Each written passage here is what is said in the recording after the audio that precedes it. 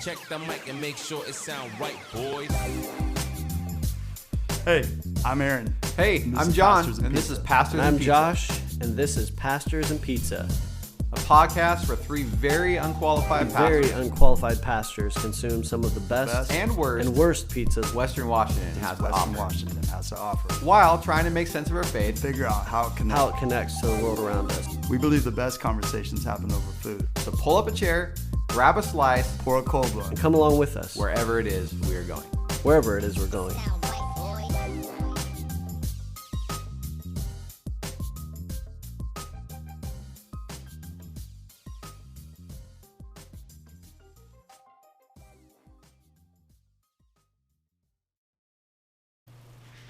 Hey, welcome back to another episode of Pastors and Pizza. I'm John, and I'm here with my bud. I'm Aaron. Hi. Aaron. He had to finish the little bite he was chewing on there. That's right. Well, welcome back to Pastors and Pizza. So this episode, we decided for kind of a variety of reasons to do a Frozen Pizza Showdown. Dun, dun, dun. So we needed kind of maybe a quick win on the time standpoint and on the budget standpoint, probably. Let's not lie. It's the beginning of the year. Yeah. So we decided to explore some frozen pizzas. We actually did a little bit of research and found a list from tastingtable.com Wow. of best frozen pizzas. And so we tried to target some of those, but after an extensive search of 3 local grocery stores, we were unfortunately in the booming metropolis of Monroe. Huge city of Monroe. Went to all 3 grocery stores. So Safeway, grocery outlet, I guess. okay, 3 primary grocery stores: Safeway, Fred Meyer, and Walmart. Could not find the number 1 pizza on the tasting table list. So, Which, believe it or not, was Tombstone. yeah, Aaron and I were both a little shocked when we were looking at the list. It's the Tombstone Roadhouse Loaded Double Down Deluxe Pizza, which not only sounds like a mouthful, apparently there's a lot of toppings on there, so it literally is a mouthful. Nice to see dad jokes for the new year. Yeah. So what we did end up with here, and we're gonna probably do 2 rounds at least. Oh yeah, there's a lot of frozen pizza. That's one of the things I discovered, because I'm gonna be honest, I don't eat a lot of frozen pizzas. Me either. A little bit. I'll say this: the one thing that we didn't talk about either was Costco. They've just got that flat out 4 Kirkland brand. It's pretty good. They're pretty basic. They're frozen. Yeah, I mean, I will say that when I have had frozen pizza in the kind of recent history here, it's probably been from Costco for the most part. But Costco's not convenient. Didn't go to Costco. But one of the things that I really discovered as I was searching for these pizzas was the vast number of frozen pizza options that exist. Vast. So, John, I'll let you maybe take a bite here, and I'll jump in. When John says vast, there's literally, depending on where you go, the entire case in one side at Fred Meyer, for me, the last time I looked, was filled with frozen pizza offerings. Yes. I mean, filled. And I'm like, what in the world? I've never been that into it. I'm probably going cheap or going something that's familiar to me, maybe California pizza or whatever, right? But frozen has always just been like convenient, quick, like you said, an easy win, so to speak. But man, I'm not going to joke around. We got some deep dish today. We're going to talk about that. We got kind of a plain one that's good, decent, one that's really good, and then one that was like, meh, it kind of tastes frozen, like it was a frozen offering. Yeah, so I mean, there's obviously a time and a place for frozen pizzas, right? You have one in your freezer. It's convenient. You want some pizza, you pull it out, you cook it. Maybe you weren't wanting to go get something or have it delivered or whatever. So there's a time and a place. Don't worry, I've got dinner tonight.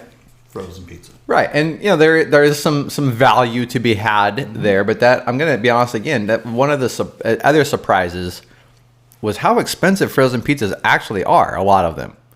And this was the other thing that was weird. So 3 grocery stores in Monroe, I was looking for originally the Screamin' Sicilian Bessie's Revenge cheese pizza. Had you heard of that before, John, or did you just see it on this list?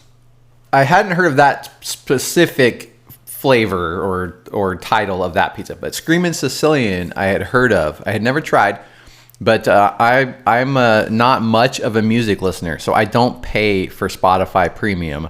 I just use the free version, and so I get ads. And frequently over the last several months, when I'm at the gym and have Spotify going, I've heard ads for Screamin' Sicilian pizza, and they claim in the ads that they are, I don't know if they say the best, but I think they say one of the best pizzas. And then we saw number 2 on this tasting table list was the Bessie's Revenge cheese pizza. Okay, so that was one that we had targeted. Went first to Safeway, found it at Safeway. It was $12.29 for a frozen cheese pizza at Safeway. They're proud of it. It's the best. Yes. So I could not find some of the other pizzas we had targeted, so I decided, well, I'll go to Fred Meyer, see if they've got all the ones that we're looking for there. Got there, and they didn't have all the ones we were looking for, but they had probably a bigger selection. Right. And the Screamin' Sicilian pizzas at Fred Meyer are normally $10.49, excuse me. But they were on sale for $9.99, so a whopping 50-cent savings. Hey. But then they had a buy one, get one free. BOGO. But they did not have Bessie's Revenge. They only had pepperoni and then a couple other kinds. So life has to be about compromise sometimes. ended up getting a couple of Screamin' Sicilian pizzas there because you bought one, you got one free. So we've got a free one stuck away for a future time.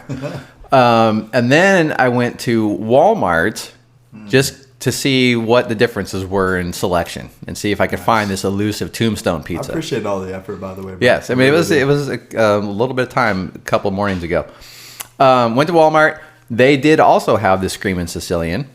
They did have Bessie's Revenge. But since I'd already bought a couple of Screamin' Sicilians, I was like, well, I guess we're not trying Bessie's Revenge. We're not going for But it. the thing that I found interesting was that Screamin' Sicilian at Walmart, $6.98. Oh, gosh. Well, like, how was there so much variability in price of the same brand pizza in 3 stores in the same town? I think that brings up a question for all of you economics majors out there, maybe even marketing to a certain degree. But if we're just going to put it on the table, pun intended, Walmart tends to be almost across the board less expensive on just about everything. And then they'll randomly have something that costs significantly more than Freddy's or Safeway. And I'm just I don't get it. The buying power of Walmart, I think, is probably the answer to that question. Almost always. So, lots of different things. And then what else? The other thing that was crazy is all 3 stores had, pretty significant pizza aisles. But there were pizzas that were different at each place. And so all told, I mean, there probably was at least 50 brands of pizza, let alone the different, flavors or styles of pizza from each brand. All right, so we're not going to be able to do. I mean, tasting table list. This has 30 pizzas on it. We're not going to be able to get there for you. So sorry, we're going to do this one. We've got another one planned down the road here. Maybe we get into some more down the road. But I mean, for now, you're going to have to, not only you're going to get 6 pizzas, but you're going to have to wait for the next 3. So well, and herein lies something that we're not too far away from the Super Bowl. And if you're going for something cheap, you tend to, if it's going to be pizza and it's going to be cheap, you're thinking Domino's because, man, that's pretty cheap. Some of these are more expensive than Domino's. Right, and that was kind of one of my things. So yeah, another reason that we decided to do this for y'all on this episode was, the Super Bowl is coming. Maybe you're gonna have people over. Maybe this is helpful as far as deciding, hey, what pizzas do we get? And the problem with that is, I mean, unless you're a little bit more fancy than we are, and you have 2 ovens at home, like timing all of the pizzas and cooking the pizzas is kind of an issue if you're having a party, right? Mm-hmm. We here at the office and the church building are fortunate to have 3 ovens, and so we were able to cook all 3 pizzas simultaneously. You saying we're fancy? What? We're fancy. We're super you French fancy. it up all you want. So yeah, we've got more ovens than your typical home between our office and the church building. So we were able to cook all 3 pizzas. But maybe frozen pizzas don't work super well for a Super Bowl party because you have to do them in shifts. Like you can't cook a bunch all at the same time. So, but if you are going to do pizza, maybe this is helpful. It's probably already longer than you wanted on frozen pizzas, but we'll get into some specifics here. So, what did we end up with, Aaron? We did the Screamin Sicilian Holy Pepperoni. Holy pepperoni! Again, Spotify, shout out to you since you host our. They don't host it; it's just on there. Our podcast. That was ad there. I hadn't heard about it before. I've met some Sicilians, and at least 2 of them were screaming. So, okay. All right. And, it was just pretty basic. It didn't have a bad taste to it. Oh, do you want me to go for the rest of these or just... No, we can talk about that one first, yeah. I'm not going to lie. I love cheese, and it was kind of, how it is when you're cutting a pizza, especially a frozen pizza, started to cut it and the cheese started to pull away very quickly, immediately, seeing a lot of the sauce. The pepperoni was good. I would have done it a little bit crispier, probably even a little bit longer. It was pretty thick, I guess is what I'm getting at. So that part was... Yeah, the pepperoni was thick slices, yeah. That was pleasant. I liked that. Holy pepperoni indeed. But really average. I mean, for a frozen pizza, I hate how this sounds. Maybe it sounds a little bit like it's not bad. It's all right. It's all right. It's all right. Yeah, so I mean, I would say that the Screamin Sicilian Holy Pepperoni was your probably just stereotypical frozen pepperoni pizza. I mean, it was as average as it probably can get. I will say though, and we're going to talk about this in a second because we have 2 deep dish offerings that we are comparing to each other. One of the deep dish offerings tasted frozen, like frozen, heated up, like it had been in there for a long time. You just bought this. And I was not experiencing that with the Screamin Sicilian. It tasted good, basic, but I wasn't like, gosh, this got that. I mean, frozen. it was fresh. I mean, the highlights probably the thick pepperoni was nice, but I mean, it's just a very standard frozen pizza. Like you're not getting anything special. Obviously, depending on which store you buy it at.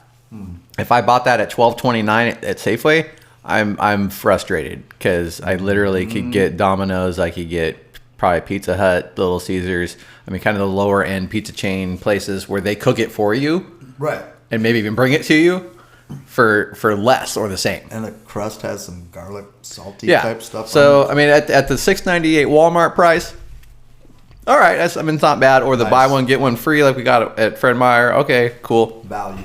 But not a great pizza. Just kind of an average frozen pizza.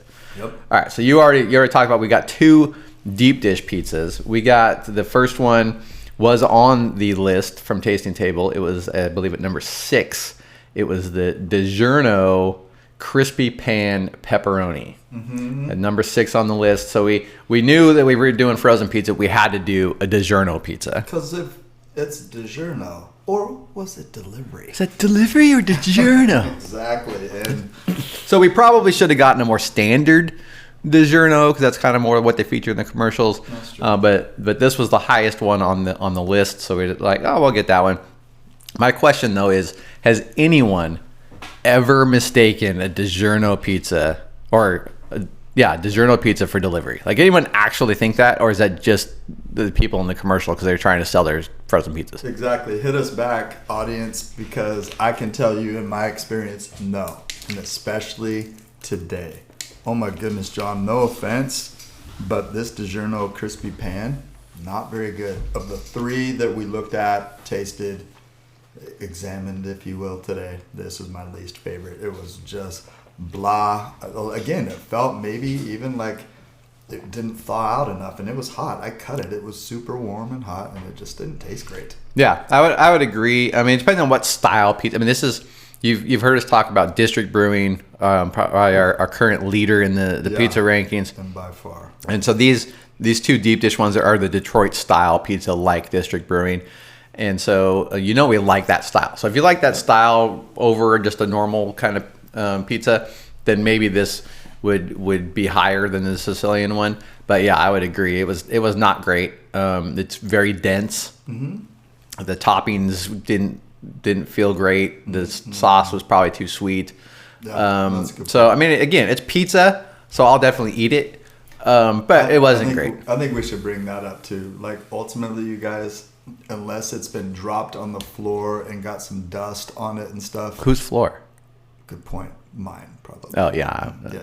I mean, depends on the floor. Yeah. Depends on whose bowl it is. But anyways, here's what I noticed for John and I. We're gonna eat pizza. We like it. But now we're comparing and all that kind of stuff. This is not a very good deep dish pizza. It's fine. It was okay. I'd eat it for lunch. But the next one, Motor City Pizza Company. Oh my goodness. 3 meat.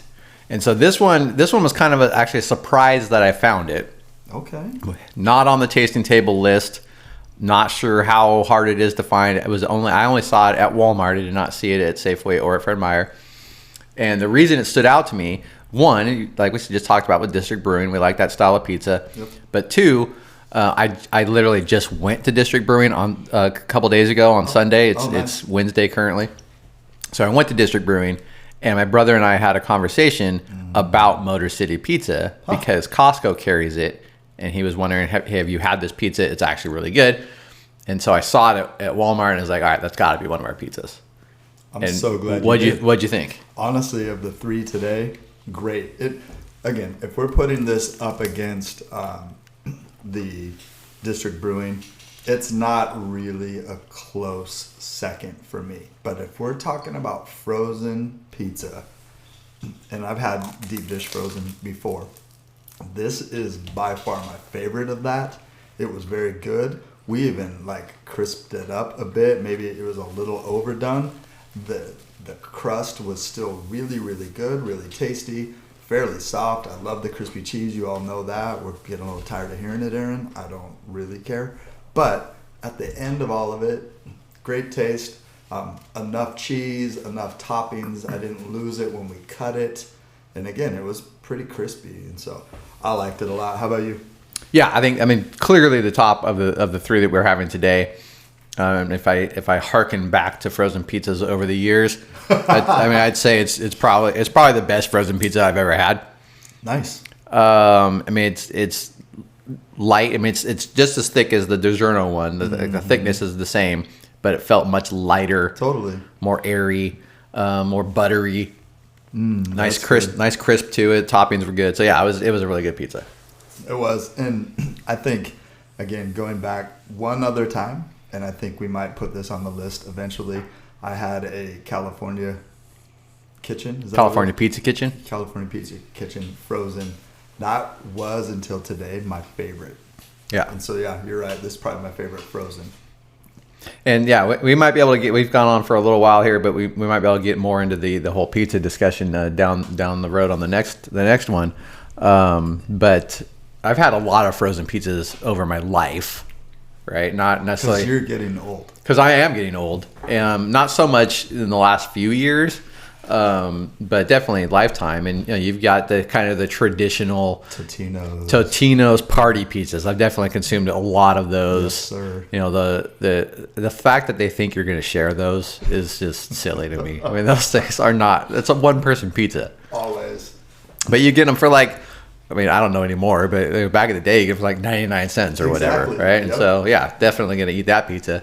And then you got Round Table, you got Tombstone, we've talked a little bit about already. You got Tony's Pizza. I mean, these ones have been around for a long time, right? And so, definitely a lot of pizzas over the years. So, any kind of parting thoughts on the pizza discussion here, Aaron? I guess I would say, if you're in our area here, the Sky Valley, do a tiny bit of shopping if you hear from what John was saying, and you're going to find, and they're all pretty close to each other, you're going to find pretty good deals on this, but look for them. If you're not wanting to do that, it would be my recommendation that you probably go to Walmart and find it pretty good and cheap there. Yeah, Walmart had a very good selection. There's a couple other ones I wanted to maybe pick up just because they seemed unique or interesting. Did not end up doing that, so maybe we'll add a part 3 down the road, but we'll see. But yeah, again, not horrible pizzas today. We had one really good one, a couple of just kind of average ones. Right. But it's pizza, so I'll probably get some more when we're done here. Heck yeah. Yeah. All right, we do have some exciting things coming up on the pizza front over the next few episodes. Ooh. We actually have a scheduled appearance, visit probably is a better word, at North Lake Tavern in the U District. It's on its way out, y'all. So yeah, that's one that I've wanted to try for years and years and years in the U District. And you would think with all the time I've spent in the U District of football games and going to school there, that I would have tried it. Never have. It is closing at the end of January, so we're going to try and make our way there in a week or so, and record our North Lake Tavern experience. Wow! And then my uncle got us pizza from there before, but I've never been there before. Okay, so Aaron's not a rookie here. He's got some experience. It's a lot of years ago. And then we've got another Frozen Pizza Showdown coming up down the road.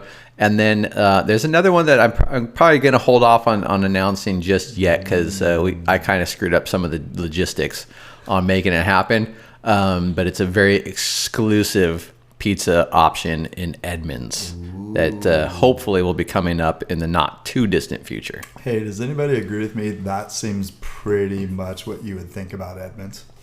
Exclusive pizza experience. Oh, yes, absolutely. Okay. Great. So, all right, that's all we've got for the pizza discussion. We apologize for the length, but there was a lot that needed to go into this to set up the frozen stuff. I make no apologies. Okay. All right, we'll be back here in a minute with some additional discussion. Yeah. See you soon.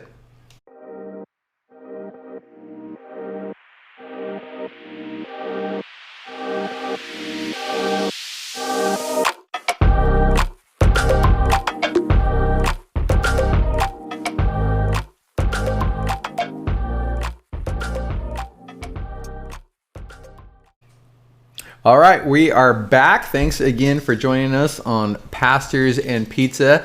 We are in a brand new year. Happy 2023, y'all. 2023. It's the Jordan year. Oh, all right. I don't know if anybody's even saying that. What do you do with the 20 part? It's been 20 years since he's really all that relevant. Oh, dang it. All right. Sorry, MJ. Talking about the GOAT. You know what? I got this shirt that says, "The goat is the lamb." Oh, all right. The real GOAT. That's right. All right. So, new year. Typically, start of a new year, we have do New Year's resolutions. Maybe like in a corporate environment, there's kind of new goals that get put out there. A lot of times, people just take the opportunity to reflect and maybe challenge themselves to grow. Anything you've got going on with resolutions or goals or any of that kind of stuff? Yeah, I love that. I really always look at the beginning of the new year, really the end of the old one, but the beginning of the new year and that week between, right? To just try to take some time for some assessment, maybe go for a walk or go for a drive or whatever, and just think through, what are some things, Lord, that you've got for me to change, and what are some things that I've been ignoring that I know I'm supposed to change, or what are things that I need to keep doing better or double down on. And so really, this might come as a little bit of a shock to some of the people, but for me, I don't love setting those because I feel like you make this big deal out of the beginning of the year, and then by February, March at the most, you're just like petered out. So this is... Well, that's why you got to do the SMART goals, bro. Oh, tell us about that. Hold on. Would you say your experience as a project manager brings you to this SMART goal conversation right now? I mean, yes, only because as a corporation, we would create goals. Right. But my role as a project manager didn't really have anything to do with people's goals. I mean, obviously the project didn't really have goals, had more of an objective, right? Sure. But that's kind of where I have most experience with creating goals from a kind of corporate SMART goal standpoint. And right. Maybe I can remember all of those. So specific, measurable, actionable. Sure. Why not? Responsible and time bound. Wow. I don't know. We might have to look that up. It's been a while since I've done SMART goals. It's been a minute. Let's So you're saying that, and I will say the truth is I as a disciplined / undisciplined individual, don't always make those. I make the big, hairy, audacious goals. All right. So, sorry, I looked it up. It is specific, measurable, achievable, relevant, and time bound. That's good. So I got a couple of them, but not all of them. So that's SMART goals. I think if you're going to set actual goals, especially in a workplace where you might be compensated or keep your job based off of those kinds of things, yes, sir. then I think it's definitely a good format. That's probably just a good standard for people. Just like because you talked about one of the issues is by February, like these resolutions, you start out, you're in the gym that first day, but then you kind of peter out, and by February it's like, oh, do I have a gym membership? I forgot. Oh yeah, I have one, and not me personally, but we end up paying for something we don't utilize. And so yeah, if you're serious, then I think writing them down, making sure that they're specific enough that you know what you're trying to accomplish, that you can actually measure whether you're making progress. Is it something you can actually achieve? Yeah. Is it relevant? Like, does it matter? Essentially, like, absolutely. I could create a goal about identifying sharks in the South Pacific or whatever, but like, who cares? Like, that's not relevant. And then really interesting. Yeah, and then time bound. You got to kind of box it in, so it's not just this nebulous, endless thing, right? And so I think that's good. But you were starting to talk about, do you have anything specifically that you've been wanting to do this year? Yeah, I do. And I mean, again, this sounds a little bit nebulous, but it really isn't. It's memorize a Bible verse once a week. Just finding myself battling that, because memorizing was something for me that I used to do a whole lot of, and I didn't even think twice about it. I just kind of did it. So we're in week 2. Do you want to hit us up with one or two? I'll give you one. I'm still working on the second, but the first one was John 3:30, and it's really simple, but it is my greatest goal for 2023, and that's: He must increase, but I must decrease. More Jesus in 2023, more focusing on Him, more making Him known. I mean, we're pastors, and so you're supposed to do all that. Christians are supposed to do that. But I know that He's called me out to some things. And I'll just say this really quick. Had a discussion, which was really more of an argument with my wife about drinking. And so I was like, I don't drink to get drunk. I drink because I like the taste. She doesn't like it. Where's Jesus at in all of that? I don't drink to make something finally good or deal with something that's bad. But I can say with all of my heart, my wife Kathy is one of the greatest the greatest accountability partner outside of Jesus, outside of His Spirit. And so that's a commitment. Like, I don't have to drink. There's lots of times I don't, but now I'm just like, less and less of that feels appealing. And so I might have something with my family or friends, but even just purchasing it and all that kind of stuff, I just don't need it. And that felt like an immediate application to the He must increase, I must decrease. It was something that I like. It's a simple pleasure for me. My wife doesn't like the smell of it. She doesn't want there to be money spent on it. She's not some prude. She's just saying this real. Now, I could say, well, what about black licorice? I don't like that smell. I don't like that taste. I don't want that around. I don't want anybody to pay for it with my money and all that. But that's not the point. That would be just pushing back that I had a conviction in my heart. Besides, beer has actually started to give me indigestion, which is there you go. Hard to say. We're actually in a little bit going to get into some marriage stuff. So that's might have been putting that on there. Yeah, I mean you're kind of priming the pump here a little bit. Indeed. So you talked about memorizing, not necessarily eliminating alcohol, but reducing the consumption. Anything else you got going this year? Yeah, I mean, reading through books with my children. I started that last year with my youngest children because they still actually want to, or at least endure it, or really I'm able to make them. And so that's been good. I really want to try to go through a few series to go through some more biography books of missionaries and stuff. So how about you, John? Wow. All right. I didn't really set anything super specific. Well, it's not. I mean, sometimes I'll kind of really get into the New Year's resolution kind of a deal, and most of the time I don't. So I've got kind of some general things which totally goes against the SMART goals we talked about a little bit ago. But some similar stuff. I mean, I do want to do better at memorizing. I have not yet set out a specific plan for that. But I do feel like that's something that I need to do. And, with our society and maybe the way we can see things going down the road here, I mean, it's good to have that stored up in your heart, right? Hallelujah. And so that's something I want to do. Was pretty convicted here recently. Heard of a young boy in our congregation who memorized the entire book of James. And that was only a little bit convicting as one of the pastors at his church that doesn't have anything remotely like that memorized. Gosh, nor I. Not a whole entire book. No way. Yeah. So that's something I want to do. I definitely feel like I waste more time than I should on just kind of mindless television or whatever. Just get home and want to veg and so I've done that quite a bit. So I do want to get back into maybe reading, being a little more productive with my time.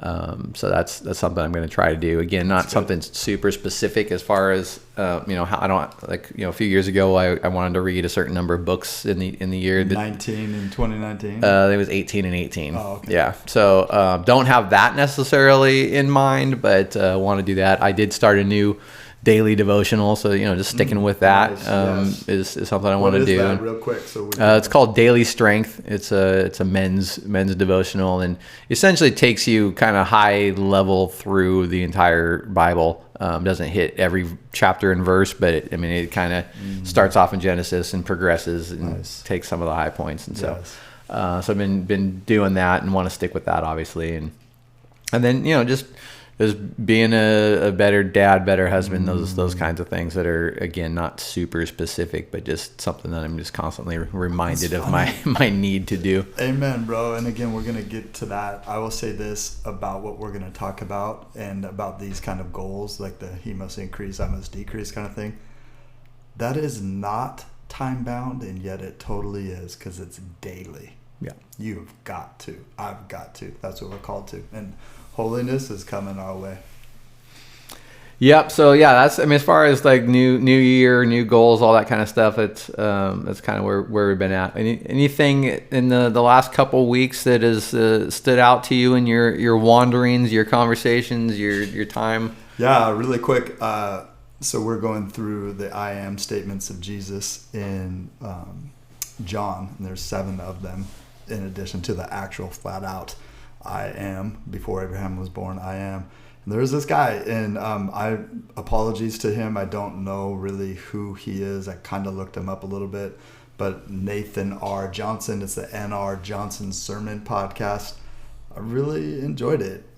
He is just a kind of a little bit quirky in his delivery, and he's on, which I'm not throwing rocks, I get it, but on his was like a Thursday night class type thing that he was teaching on this, and he's just really, really informative. He tries to make it attainable for guys like me and maybe even his audience, and so that was good and helpful, and there's a whole lot to all that, and so I would recommend that. Check that out if you want to hear some additional teaching. What about you? Nice. Nothing super specific standing out. I've been trying to go through. I start a book called, I don't remember what it's called now. It's the Disciplines. Gosh, I apologize. I'm going to have to look that up probably. But you basically, haven't read it yet. You're getting it's for men. It's disciplines, like godly disciplines. It's not the spiritual disciplines that, Richard Foster necessarily. Sure. Along those lines. And so I've been going through that book a couple chapters in.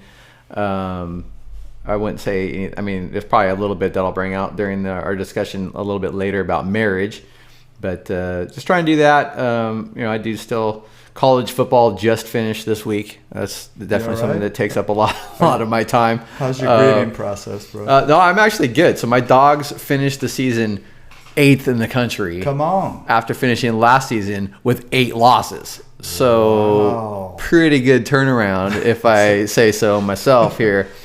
They couldn't have done it without Couldn't you, have done it bro. without me. The few games that I cheered at were all the difference. But I mean, that takes up a lot of my time. I mean, maybe you can consider that wasting time. Maybe not. But that the championship just finished. So we're down to like 284 days or something like that until the first game of this next season. You So hear I'm that? looking forward to it. TikTok of the clock there. Yeah, I'm in my dog gear as we speak. Washington Wednesday. Getting ready. We'll see how they do with expectations next year, because they're going to be expected to be good next year, where they weren't really this year. So Right. yeah, so I've been doing that. That's over now. Watch a couple movies. I'm gonna just tell you, if you guys are fans of like DC Comics, maybe you'll feel differently about this. But Black Adam had to have been one of just the dumbest movies I've ever seen. I've never even seen it. That's the one with Rock, right? the one with The Rock. It's just a dumb movie. And I so someone who likes dumb movies. Like I like kind of just mindless action flicks. I don't have to think too much and whatever. I can just watch and enjoy. Yeah, this was bad. Thanks for the warning. I won't even spend. Then I time. watched a movie the other night called The Menu, which was supposed to be kind of a Knives Out-esque, like mystery kind of a deal. And yeah, it wasn't on the level of Knives Out. It was kind of weird and just, yeah, I mean, I don't know. So if you're a movie maker out there listening to this, which I'm sure you're not, there aren't any of those, but if you are, let's step up the game a little bit. Let's go. Let's guys. go. And girls. I mean, COVID's over. We can start filming stuff again. I mean, it's not over. Don't send me hate mail. It's not over necessarily, but I mean, as far as restrictions and some of those things go, like people are now filming movies, and that's a thing again. So let's start making some decent movies. Let's get after it, friends. Come on. All right. So yeah, that's about it going on for me. I think we're gonna transition here. We hinted at it. Disciplines of a Godly Man. Aaron just pointed it out in my own notes. What the book is called. So there you go. Disciplines of a Godly Man. I told you it's discipline and man and stuff in there. I got it. You're only 2 chapters. Yeah, so we're good. So we're going to transition. We started hinting a little bit at what we're going to be talking about. We're actually going to be talking about marriage. And speaking of that, that's one of the things that's kind of been front and center here in the new year for both of us. That's right. You and Kathy had your anniversary last week. What number are we talking? That was our 33rd anniversary. 33rd. Okay. And then my anniversary with my wife is tomorrow. Yes, sir. 27 Wonderful. years. Congratulations. And so you guys are lucky in our discussion here. You've got 2 guys with a combined total of 60 years of marriage. And we're still pretty clueless. So And yeah, maybe you're not so lucky. You'll probably find out very soon in the conversation that maybe that's not so. Maybe we need 60 more before we have couple something to of say. guys talking about marriage without our wives here, Yeah. which they probably wouldn't come and hang Well, out so on us okay, anyways. so not to throw my wife under the bus. Ooh, yeah, be careful. I mean, we're not in the actual marriage discussion yet. So if I'm gonna throw her under the bus, this is the time to do it, right? This is the time. I did ask if she would be interested, her and Kathy. I mean, I asked about her specifically, but the idea was that we'd invite her and Kathy to the show with us to have this discussion. And she was not excited about that option. I don't know if Kathy would have wanted to. I'm going to guess that she probably wouldn't be super excited about it, but she probably would have. She probably would have. She would have definitely had to have her partner, Christina, with her if that was going to happen. Yeah. So That sounded weird. They're not married. So Sorry. my wife neglected to come on the show, even with the offer of free pizza. Frozen pizza. Well, I mean, at the time, I thought we were doing the schedule a little bit differently, so I thought it was maybe going to be not frozen pizza. But yeah, it would have Sweeten the deal it a would have bit. turned out to be frozen pizza, which is super exciting for anybody. So anyway, all that to say, our anniversaries are both in January early on. And so that's just obviously something we're thinking about and wanting to love our wives and honor our wives. And so we thought, hey, why not talk about marriage? So we'll take a quick little break, and then we will be back to discuss marriage. See you soon.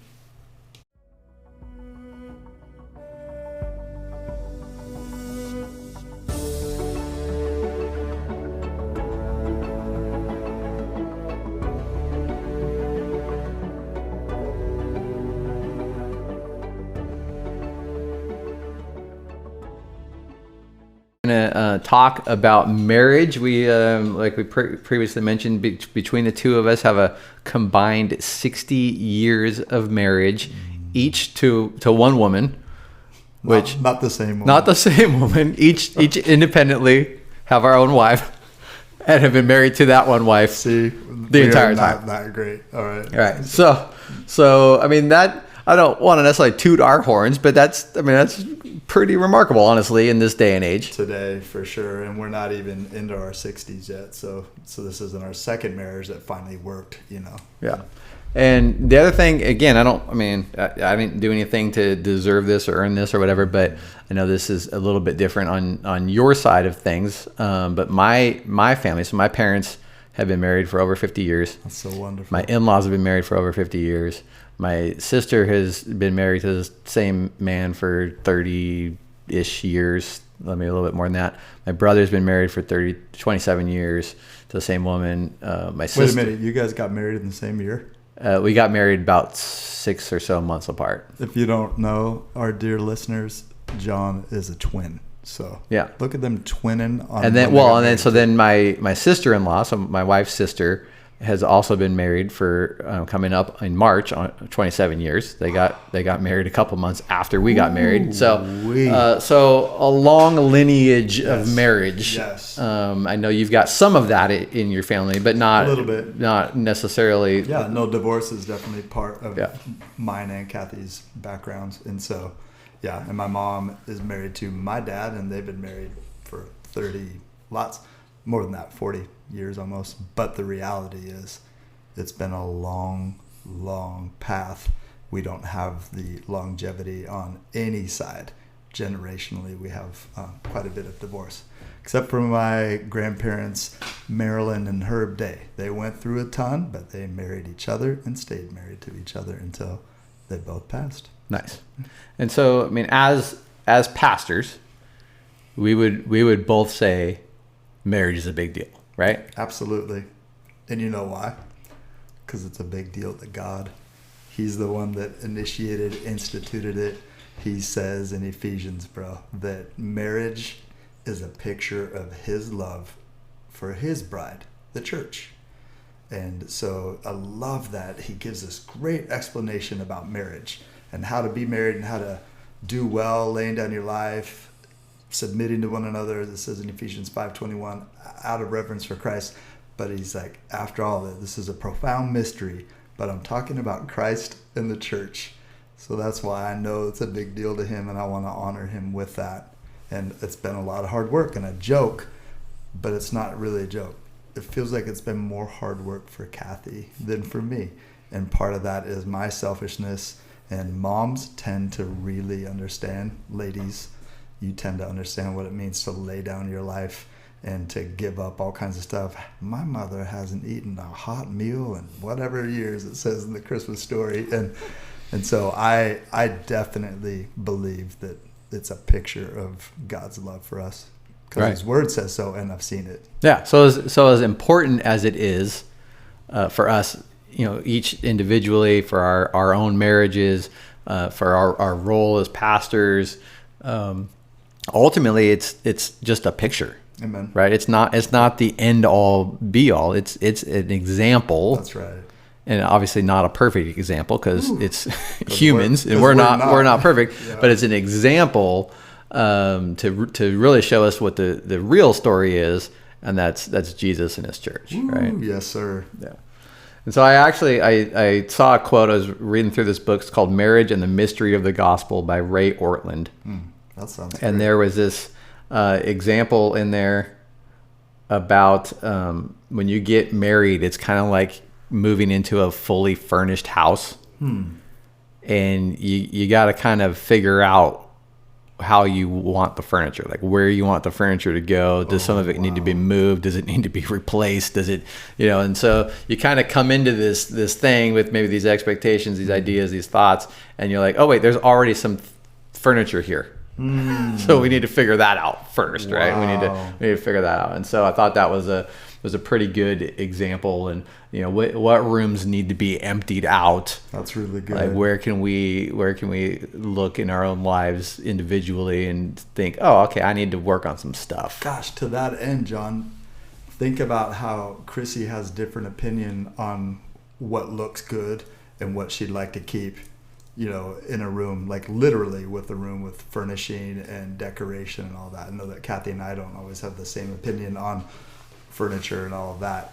And that's so real in marriage, what you guys bring to the table. And like, don't touch that. That was like a no-go. Don't go to that area. So that's the holiness that I know the Holy Spirit comes after. The refining, the sanctification is coming into that furnished place. Now what do we do with all of this? Right. Yeah. And sorry, I actually misspoke. That was the other book I've been reading, is The Disciplines of a Godly Man, is where that little anecdote is from. Oh, nice. And it says in there that marriage helps empty those rooms. Ooh, which is scary. Yes. Because that's like what I know. That's what I came into this marriage with, and what my bride brings into the marriage. And it's like, we cling to those things that we're comfortable with. And God's like, not just constantly trying to blow up comfort zones, but blow them up when it's keeping us from Him, from holiness, from loving people the way we're supposed to in marriage. I think I can't remember who the guy was that said it, but marriage is about holiness, not about happiness. Yep. But when we're aiming for that holiness, we're aiming for God to have His way in us, and the tension and all that, we're gonna get blessed. We're gonna have happiness. But if you're aiming for happiness, you're gonna miss the whole thing. Yeah, absolutely. And you've done far more weddings in premarital counseling than I have. I've only done a few.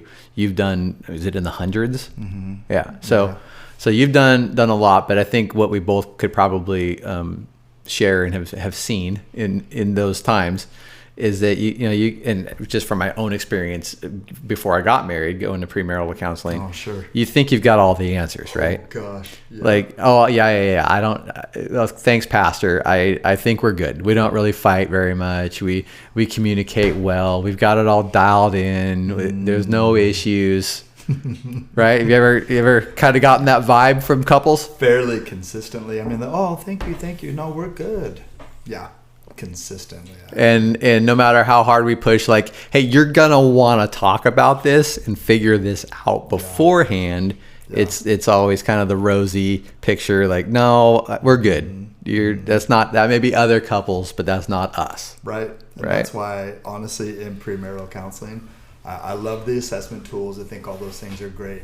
We go through what's called a questionnaire and an assessment that Nate Hedinga and Roger Hillerstrom had put together, and I've kind of tweaked it and made it my own. I know that Jan Hedinga is a part of that as well.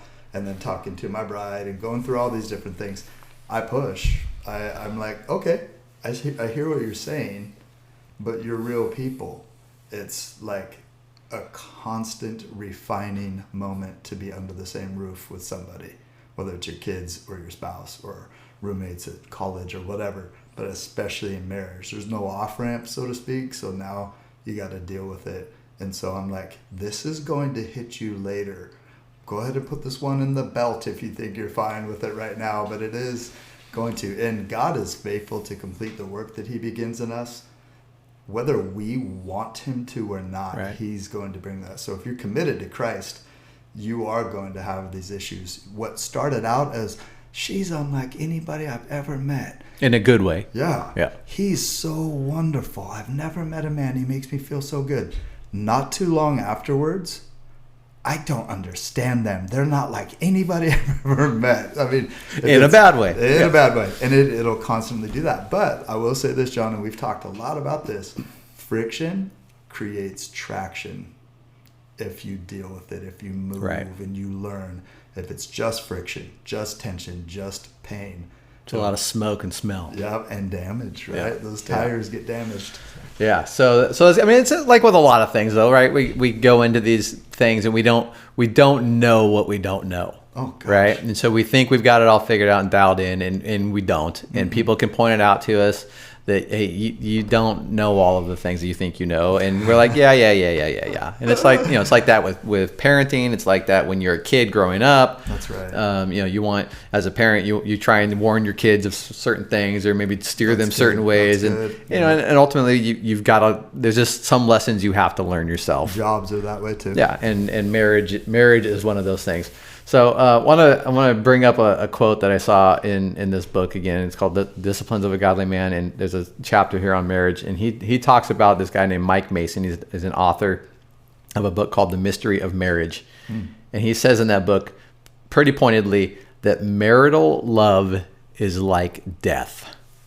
Boy, that sounds pleasant, doesn't it? Doesn't it sound great? But maybe help us understand that, what he's talking about there. Well, a shout out to one of my mentors, Steve Mitchells. He says, if it looks like death and it tastes like death and it smells like death, it's death. You know what death is the end of something, right?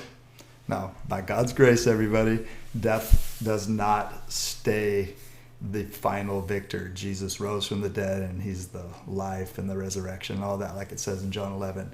But marital love is like death. It is a dying to yourself. You don't get to win all of the time. You know, the guy that says, I told you I loved you when we got married. If anything changes, I'll let you know. He's going to have to die to that, or he's killing his wife in her soul and in her heart.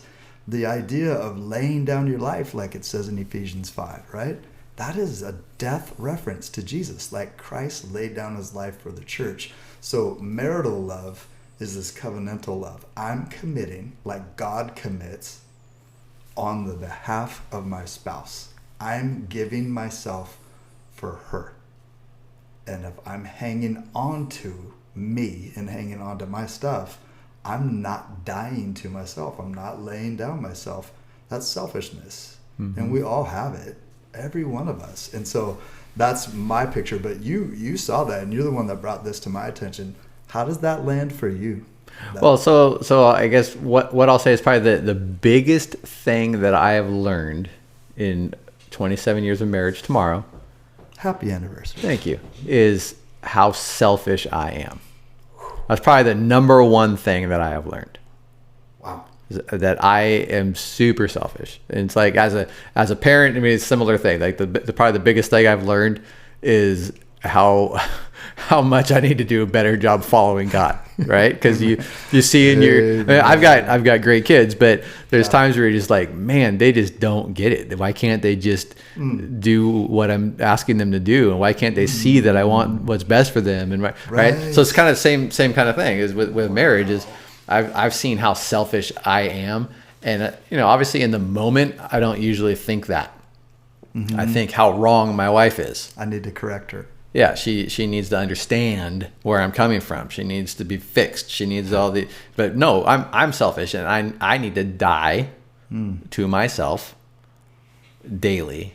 Amen. And that's what the call is. That's what marriage is. It's not about, I mean, obviously in our society you hear a lot about happiness in marriage or love, and obviously both of those things in marriage are great. You should want those things, right? Yeah. But marriage is not ultimately about happiness. And even ultimately it's not about your love for one another. It's ultimately your love for God, and how does your marriage reflect that? John, that's so good. And so again, what I've learned in my own marriage for 33 years, witnessing my parents' marriage and other people's marriages, and then helping in the hundreds, and that's to the glory of God that I've been able to do that. And I haven't always been probably as helpful as I'd like to be, but I've learned that if you have a commitment to love one another, you actually don't have the same commitment. It sounds like you do, but you don't. And let me explain it really quick. Aaron loves Kathy, and Kathy loves Aaron. We love differently. We receive love differently. We have a different view on what that is. Yep. So we don't actually meet anywhere in the middle. We have a different goal there. Right. Now, if we... Yeah, so but just to kind of expand on that, or maybe help frame that a little bit. So yeah, I mean, great book for those of you guys that might want to explore this a little bit more. 5 love languages, right? We give and receive love differently. Like what says love to me is different than what says love to my wife, right? Very good. And so I might try to love her the way I want to be loved, and she tries to love me the way that she wants to be loved. And if that doesn't feel like love to the one that's receiving, then it's ineffective. Exactly. Right? No matter how much it feels that way to you. And so, yeah. So while my goal may be to love my wife, and her goal may be to love her husband, if we're not doing it the right way, then we're actually missing. That's exactly each other. right. Man, I love that. So go ahead. I'm totally stealing that. Thank you for that. Gary Chapman, by the way, 5 Love Languages, great book. Not the only way to love people. And you're not beholden to one of those, by the way. You need to express all of them. But one hits you a little bit more than the other. So it comes back to Jesus saying the most important commandment is to love God with all that you have and to love your neighbor as you love yourself. Friends, if you are committed to Jesus, that's your blueprint. That's the target. That's the bullseye. Love God and love each other as you love yourself. Now we have the same goal. I'm still going to do things differently than Kathy. She's still going to do things differently than me, but we have the same goal. Draw nearer to Jesus. More Christ-likeness, right? And he's the one that starts that sanctification. We'll talk about that in the bread of life when we're getting, if you're going to come to church or listen to a podcast, try that one because it's going to rock us. But here's what's up. We draw nearer to Jesus together. We get closer to each other. It's such a beautiful picture. Yeah, absolutely. So yeah, if your ultimate desire is to love and to honor God and to be more like him, then you're naturally going to do a better job of loving your spouse. Absolutely. He wants that. I mean, as a matter of fact, he said that's tied for second. Right. And that means you have to love yourself too and take care of yourself. I love that. I think often people are afraid if I love Jesus too much, or my girlfriend or my boyfriend or my husband or my wife loves Jesus too much, they won't love me. Not if they're following Jesus. They're going to love others way better than they would without him. Right.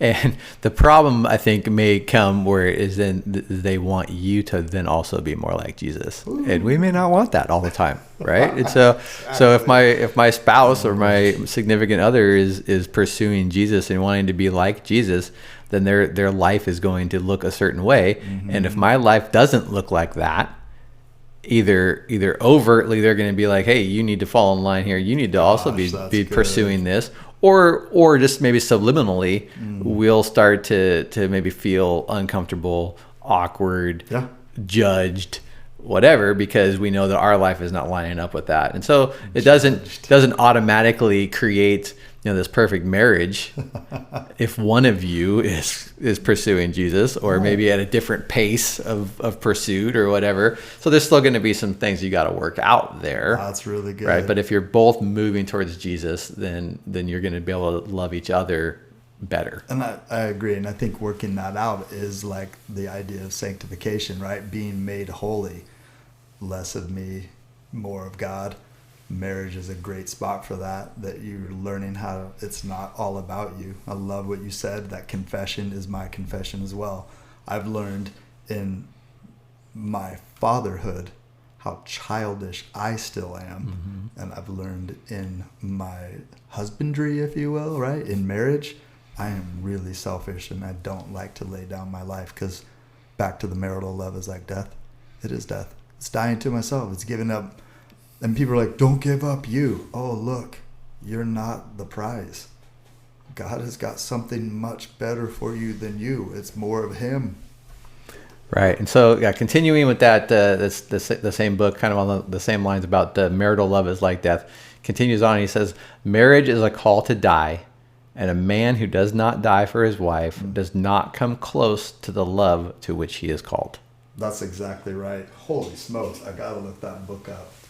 Yeah, so I mean, we're men, so we're going to go ahead and target mostly men in this particular conversation. Just to, want to keep it safe for us. For us to, and we can also relate obviously better to that. But yes. What is a passage that we can point to for maybe some help with kind of what we're talking about? Yeah, you guys, I know that I've already said it and I've talked about it a lot if you've listened, but Ephesians 5 is one of, if not the greatest passage for me with marriage. All of it, the whole chapter, but you get to 5:21 that starts with submitting to one another out of reverence for Christ. And then you go literally the next verse says wives, and then 25 says husbands. And it's saying, here's what to do, how to do it. But it's death. It's submitting. It's laying down your life. It's doing what's best for the other person. And it's really, really challenging. But the end of it says, this is a profound mystery. It's talking about Christ and the church. Listen, you guys, Jesus laid down his life for us. He made us holy. He paid a price for us. He's calling us as men to do that for our wives, and wives to submit. Isn't like just submit to some domineering man, but like don't try to control. Watch and trust. Listen, I will say this. Any abuse that's going on needs to be stopped, needs to be addressed. Please report that. Talk to trustworthy Christian counselors, Christian men and women in your life, pastors. Get to that. But I am saying this is the passage for me, John. Colossians 3 is a close second. Yeah. So the passage there in Ephesians definitely gets some backlash thrown at those who talk about it or preach it, right? Yep. Maybe help us understand maybe some of what the backlash is, and then maybe why we need to look differently at the passage. Yeah. Thank you. It's because for lots and lots of years, and this has happened also with enslaving people, and so a lot of times people felt like women were property and then other human beings are property through slavery and all that. We've weaponized the word submit, and it's not just men, but lots and lots of it has been because of men. And we're like, no, you're supposed to submit to me. Now, I'm going to be honest, it doesn't say in this passage, wives submit to your husbands if they're really good guys. And if they really do what they're supposed to do, and they're always laying down their lives for you. But husbands, it's a lot easier to submit to us when we're being like Jesus. And that's the answer to this. That's what makes this the whole thing. The Bible, Christianity, living it out, so to speak, is when we actually take Jesus at his word and look like him. He laid down his life. He could have come and dominated everybody. Instead, he served and he gave.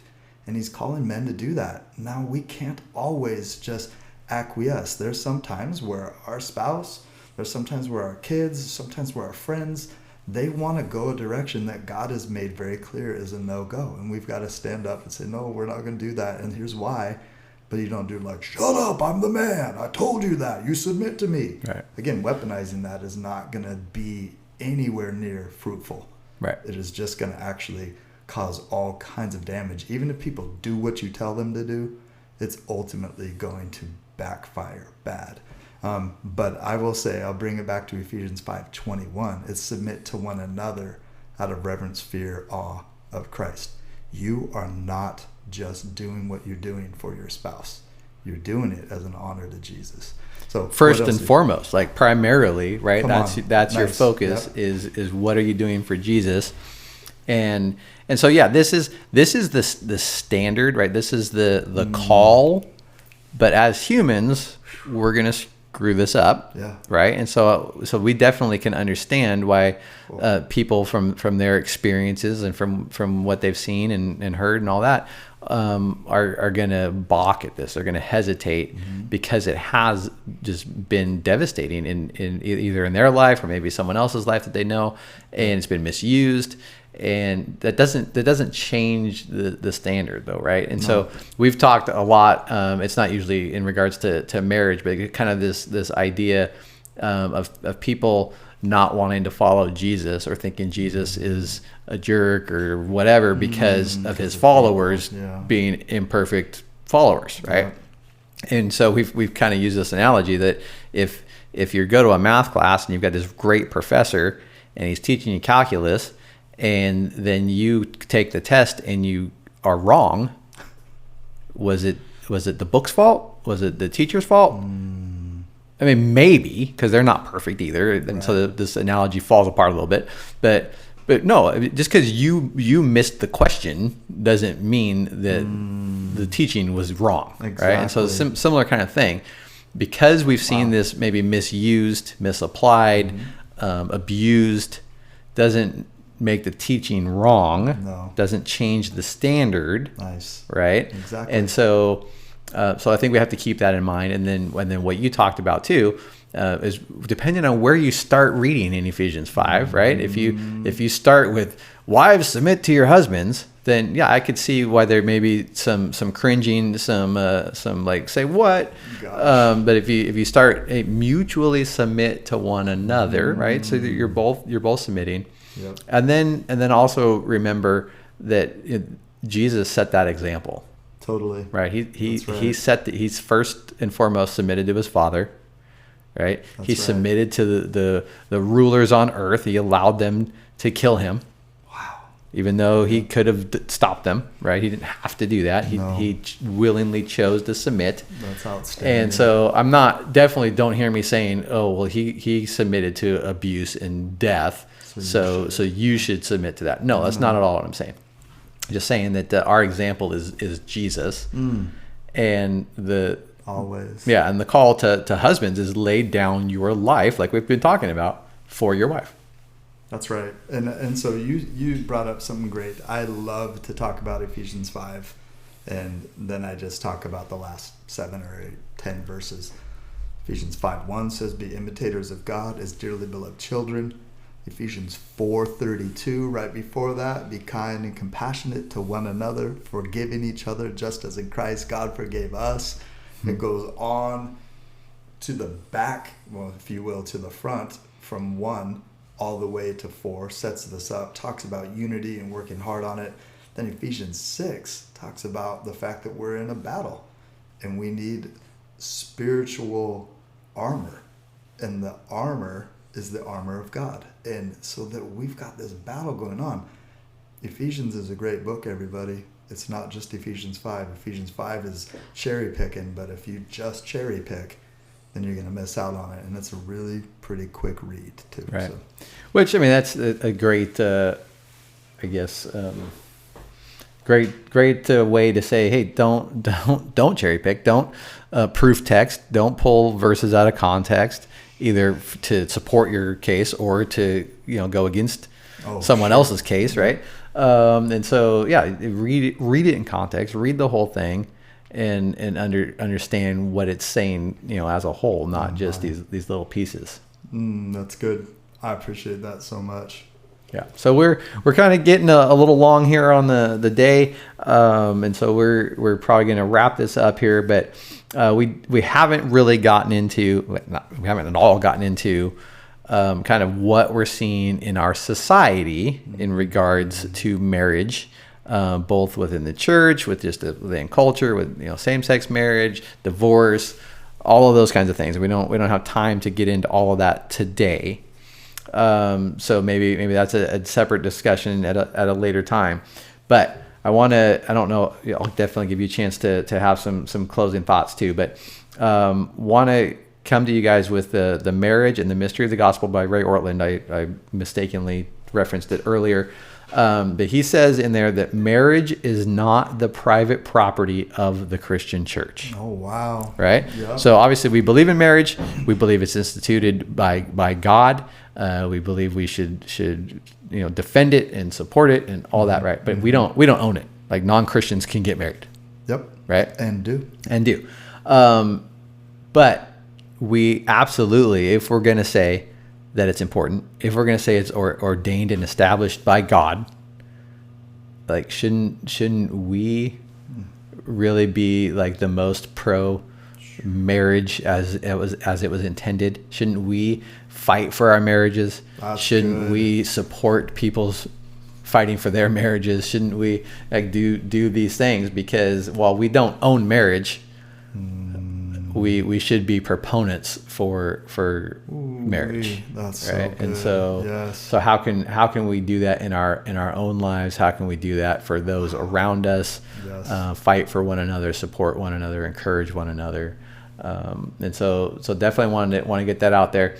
But also going back to the other book that I mentioned, Disciplines of a Godly Man. There's a couple of questions at the end of the chapter that, again, this is written to men, so just use this for your context. If you're a wife, maybe switch the wording.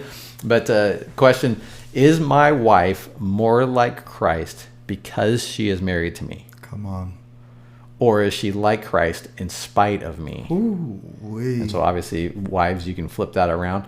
But this was a call to men, a challenge to men, and it definitely hit me of how can I, in the way I live my life, the way I treat my wife, how can I help her to be more like Christ because I want to be more like Christ, not just despite what I'm doing. That's right? so good. Gosh, I really can't add to that. I just want to pray for marriages, and I want to thank God. So let's do that real quick. Do that.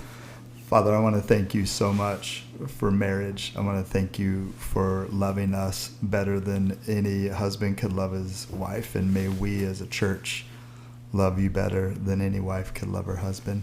We need you, and we know that you're faithful to complete the work you begin in us and to make us holy and good and righteous. God, marriage is under attack. Marriage has been optional for so many people. And we as Christians have not always modeled well what it means to be a submissive people. So may we do better at that by your grace. May we look to be the kind of people who build into our families a pro-marriage stance, that we're for marriage the way you said so, committed to one another, being husband and wife, man and woman, submitted to you and to each other in that order. And God, may we allow you to take the tension spots and give us traction where we would grow closer to you, not just sit there spinning our wheels. So many things, Lord, and I thank you again. Thanks for this time with John, and thank you for your word that we've been able to talk about. But marriage, which you instituted, you actually get to be the one that owns it. So thank you for that. It's in Jesus' name we pray. Amen. Amen. All right. Well, thanks again for joining us for Yes, sir. Pastors and Pizza. Aaron, as always, it's been good hanging with you Thanks, and brother. having some pizza and discussion. Yes. And Thanks for all the work on the frozen pizza. Oh, absolutely. And then, like I said, we've got a couple of exciting episodes coming up soon. We're hoping to get about 2 of these out a month, so hopefully you guys are enjoying them. Get ready. Let your friends and family and neighbors know. Tell the world. We almost had our second pizza purchase as a result of this show, but they ended up going somewhere else. So Almost. almost. So anyway, thanks you guys for listening, and we'll catch you next time on Pastors and Pizza. Bye now. This has been Pastors and Pizza, a production of Crosswater Community Church in Sultan, Washington. Check us out online at crosswaterchurch.org. We meet every Sunday morning at 9 and 10:45 on the corner of 3rd and Birch in Sultan. Thanks for listening. Be sure to leave us that 5-star review, and we hope to see you soon. Bye. Adios.